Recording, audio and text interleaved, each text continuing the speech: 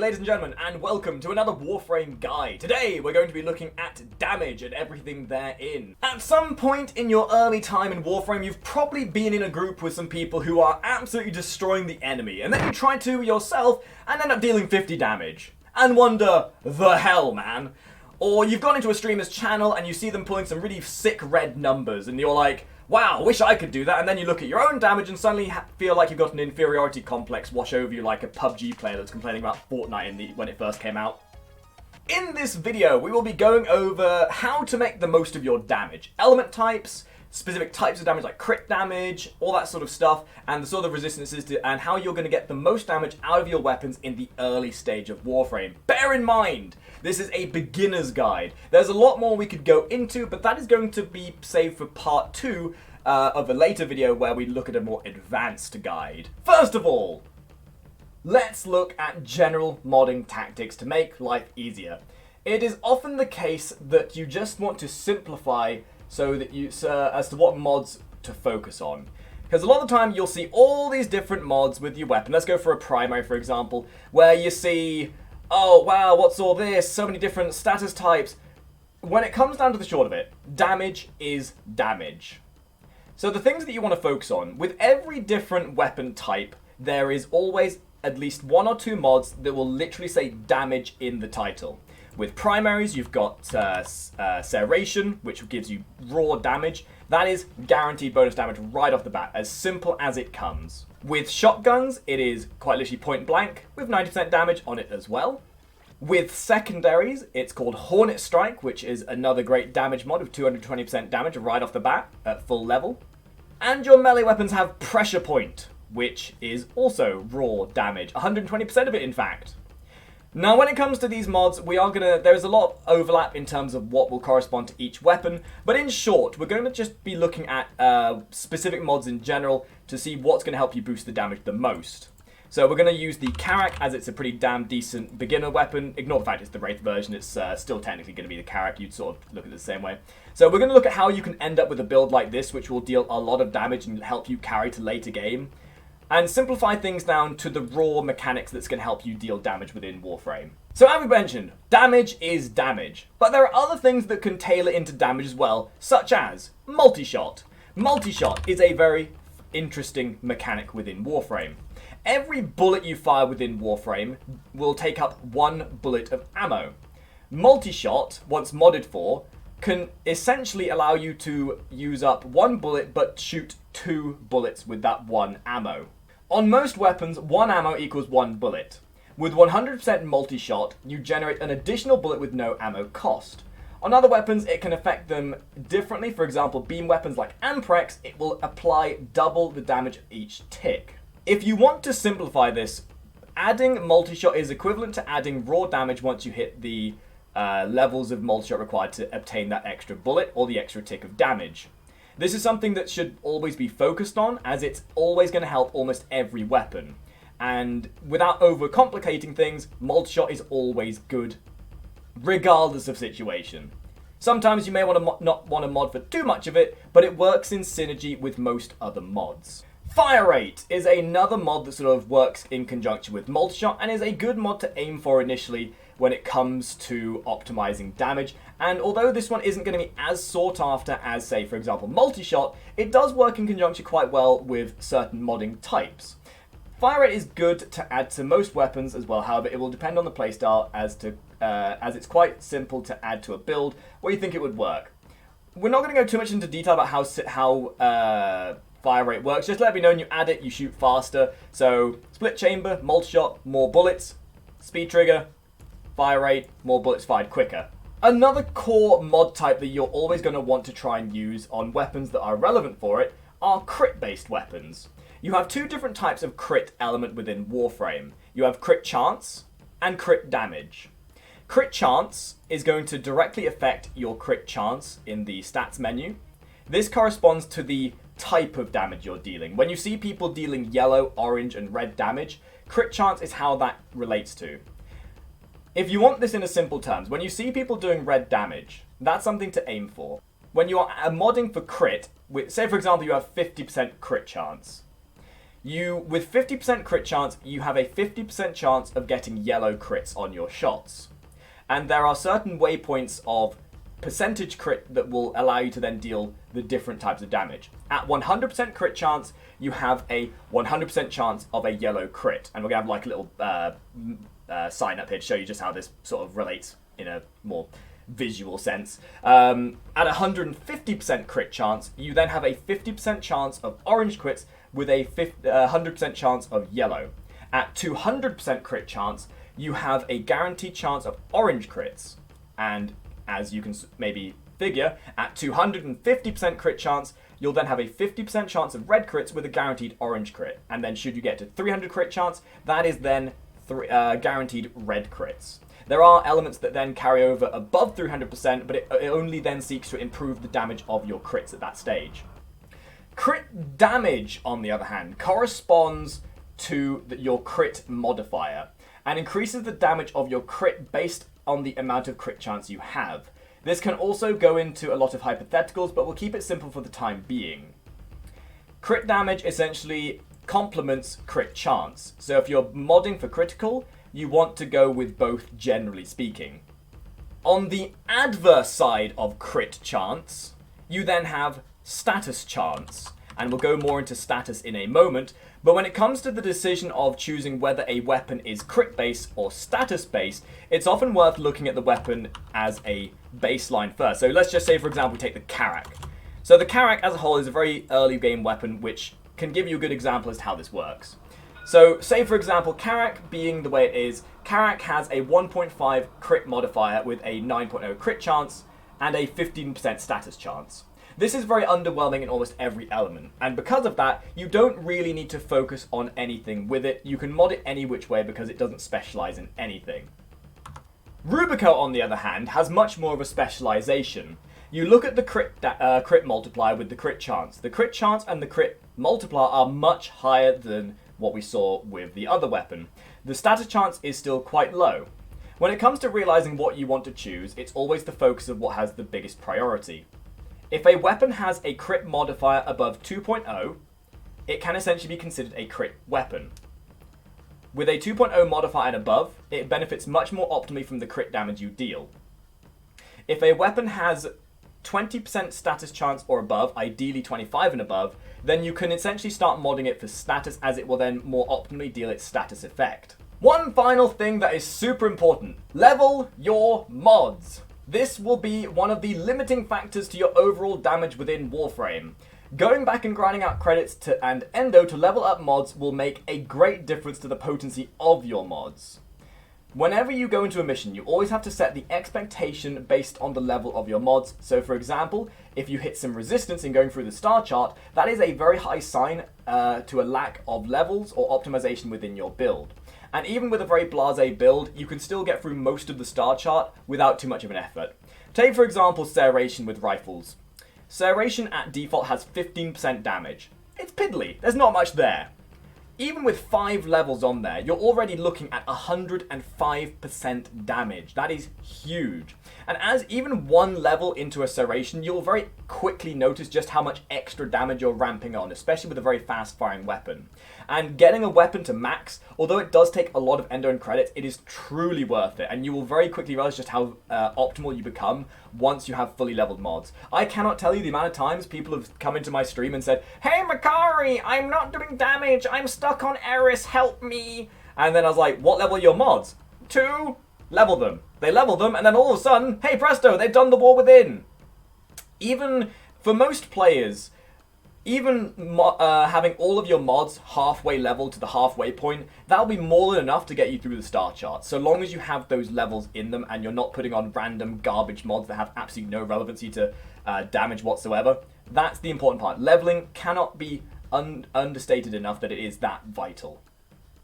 Other than the base modding we've just looked at, and the base types of mods, there's one more type of mod we should include here. Element type mods, which are going to be mixed with these baseline mods to help boost damage. These damage type mods are in some regards physical, and there's also element mods as well. It's important to understand how these affect your weapon and how they're going to improve damage, or in some cases even reduce damage if you're not paying attention. There are a lot of mistakes when it comes to status. When it comes to crit and base damage, it's very easy to know what these are going to do for you. But when it comes to the status type mods, it can get a little bit misty here and there as to what they actually do for you. First of all, we have the physical damage type mods. These are the IPS, Impact, Puncture, and Slash. Let's take a quick look at what these individual mods do first, shall we?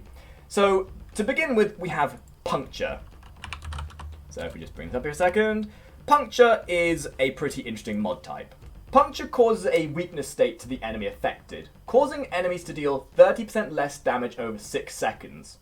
Every element type within Warframe has a specific type of damage that it's weak to and it's strong to, which will then deal more damage to some enemies and less to others. They also have this effect as well that will go with them, allowing you to modify your weapons in such a way to specialize in damage types that you think would work best for specific missions. As we mentioned in Puncture, this causes a weakened state as the effect, and along with that, it also then has a strength versus Grineer and robotics. So that's what you would look at when you look at these physical types of damage as well as the elements as to what they're strong against. Slash is the second physical element type. Slash causes a bleed that scales off the base damage of the weapon and ignores shields and armor. This is strong versus almost all enemy types, and is noted as the best of the IPS types to go for if you have to use it, as it scales much better and ups damage much more dramatically even in the lower and end stages of Warframe. Impact is the third and final physical element type. This is a simple element type that causes a knockback on status effect, and is strong versus shields and machinery. Moving on, you then have the elemental type damages, which are slightly more prominent to use than the IPS, and we'll explain more about that in a bit, however. First of all, you have cold damage. This causes a freeze, reducing movement speed and fire and attack rate by 50% over 6 seconds. This is not strong or weak versus anything, and can be used across the board to just generally help you with crowd control, as well as slowing the enemy down. Electricity causes a stun and deals a pylon-like arc of damage to enemies within a 3-meter radius. This is strong versus robotics and machinery, and can be combined quite well with certain damages to keep control of enemies. Heat damage sets the enemy on fire, dealing damage over 6 seconds based on the base damage of your weapon plus a portion of the heat damage. This is strong versus almost all enemies and can be used as a good element of raw damage, especially considering there is a primed version of this mod as well. Toxin Damage infects the enemy much like heat, but lasts for 8 seconds instead, dealing damage over time. This is strong versus fleshy enemies and humanoids, allowing to deal more damage to those. So those are the base elements out the way. But wait, there's more! So all those raw elements, there are combinations therein, and understanding these combination elements and what they do can really ramp up your damage quite dramatically. We're going to have a little graph come up here that demonstrates quite visually how these elements mingle together to get these combined element damages as well. And these combined element damages can in theory be some of the most game-changing combinations you'll ever find, and figuring out how these damages work will make a massive difference to how you perceive your weapons and how you build them in the future. So let's take a look at these element combinations, shall we? The first one we're going to look at is blast damage. This is a combination of heat and cold damage. This causes an explosive knockdown, causing enemies in a 5-meter radius to fall on their butts. This is strong versus machinery and deals bonus damage to that. Corrosive damage is one of the more sought after elements. This is a combination of electricity and toxin. This permanently decreases the target's armor by 25%. This is also strong versus Grineer and high ferrite armored enemies, allowing you to then strip the armor. So if you come up against an enemy who has an absurd level of armor, say for example bombards or maybe ospreys of some kind, this is very good in setups where you don't necessarily know you have a team of people you are used to. So being able to lower the armor for everyone is a very supportive thing you can do purely with an element type of damage. Gas damage is heat and toxin combined together. This leaves a cloud of gas on the ground, dealing damage to enemies that walk into it. This also bypasses shields, making it strong versus corpus, as well as also dealing bonus damage to infested. Magnetic damage is a mixture of cold and electrical damage. This lowers shields permanently by 75% and is generally strong versus corpus and high shielded enemies. Something to keep in mind with the effect of these statuses is that it lasts for as long as the status duration you have built for. So the longer the status duration, the longer these statuses will last for. Radiation is one of the more sought after element types as well. This is a combination of electricity and heat. This causes confusion, causing enemies to attack each other over a short space of time, acting as a form of crowd control, as well as also allowing you to have a form of extra DPS that allows them to fight amongst each other, basically. I mean, who doesn't like to watch enemies fight amongst themselves like squabbling old ladies? This is generally strong versus all enemies, but with a special focus on Grineer and also high armored enemies such as Bombards, as well as Eximuses. Viral, the final of the combination element types, and probably one of the most sought after element types there is. This is Toxin plus Cold Damage, and this reduces the total health of the enemy by 50% for 6 seconds. This is a very powerful element that can be used in almost any situation to really bring a fight round to your favour. This is strong, especially versus Corpus and Grineer in terms of raw damage, but the status effect is extremely vital, especially for higher level play, and with high status based weapons, this can make or break the way you play with a weapon. So without making things overly complicated, there's a lot of calculations that can be done, but the simplicity of this is to introduce the type of damages you can deal.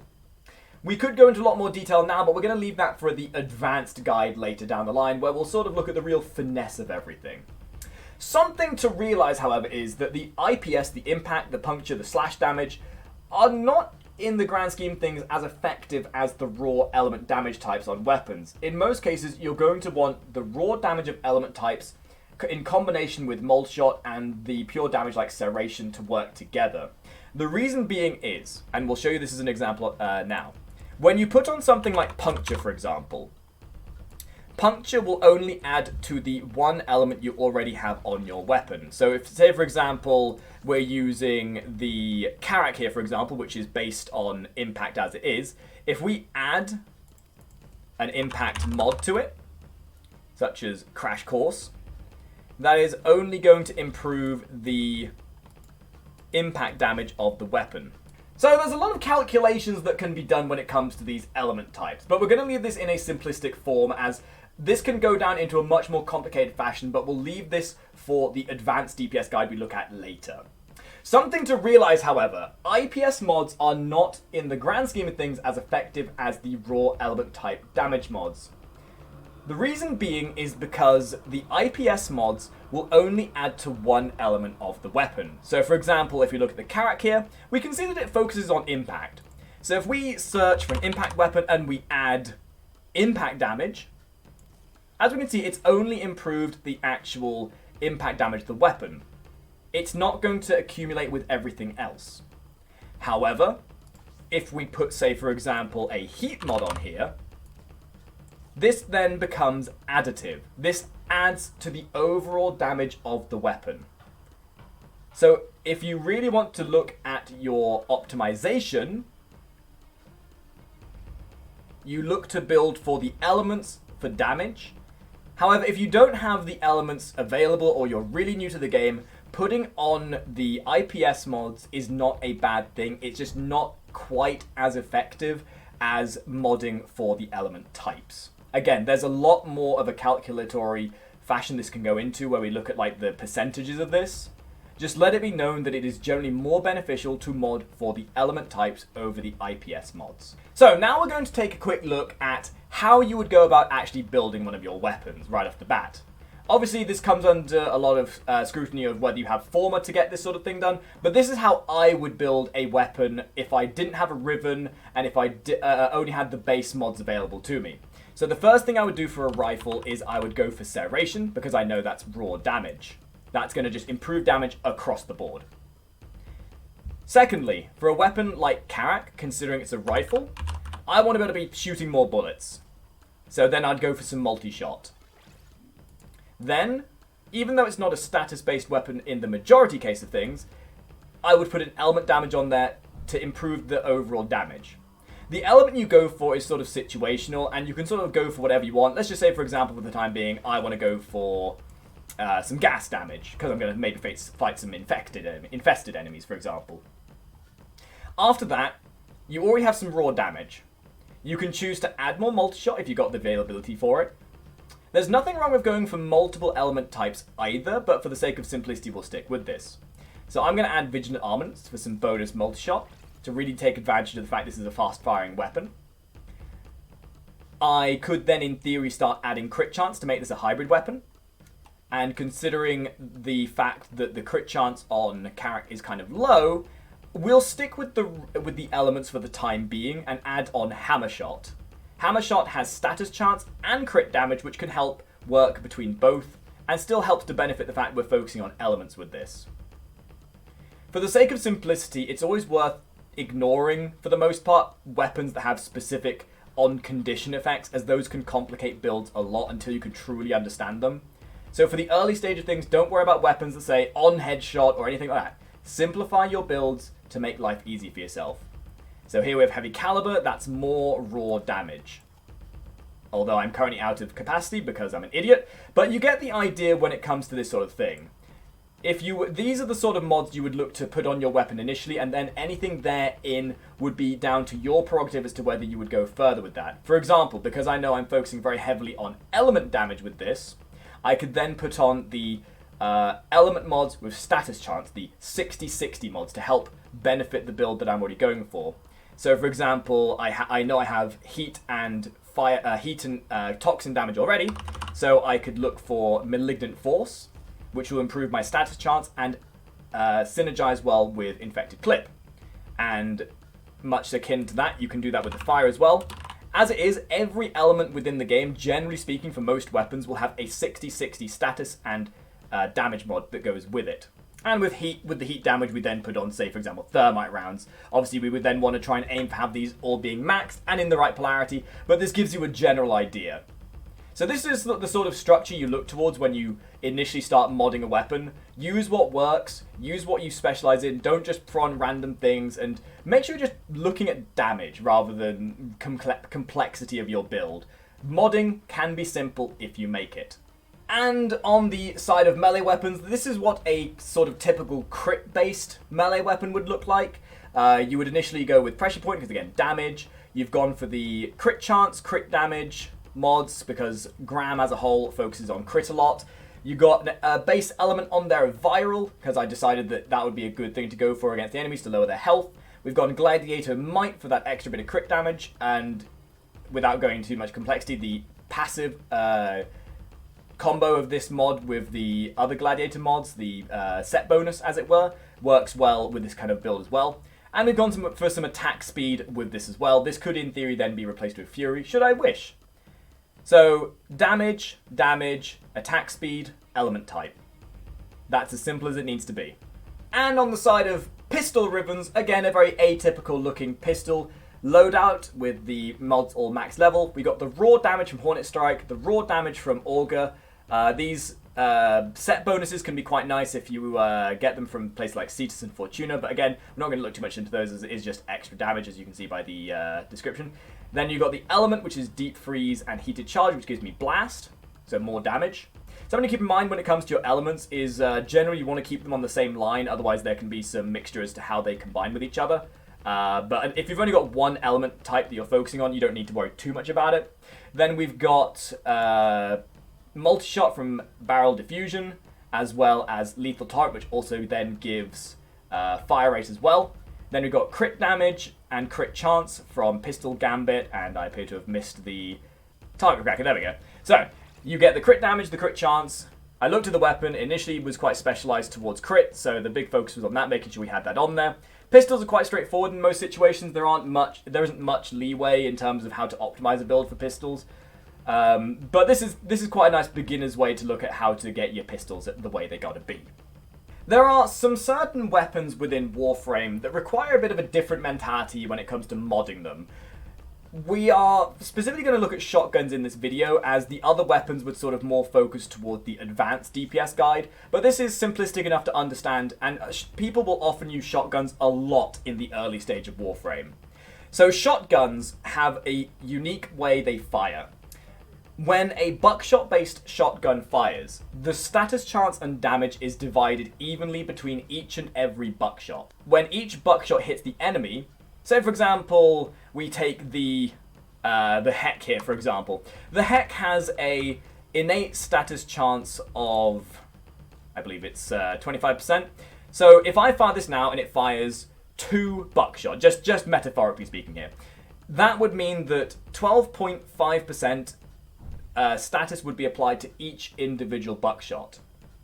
Even up to a point, if you mod to 99.99999% status, that will still divide that status chance evenly between each of the buckshot.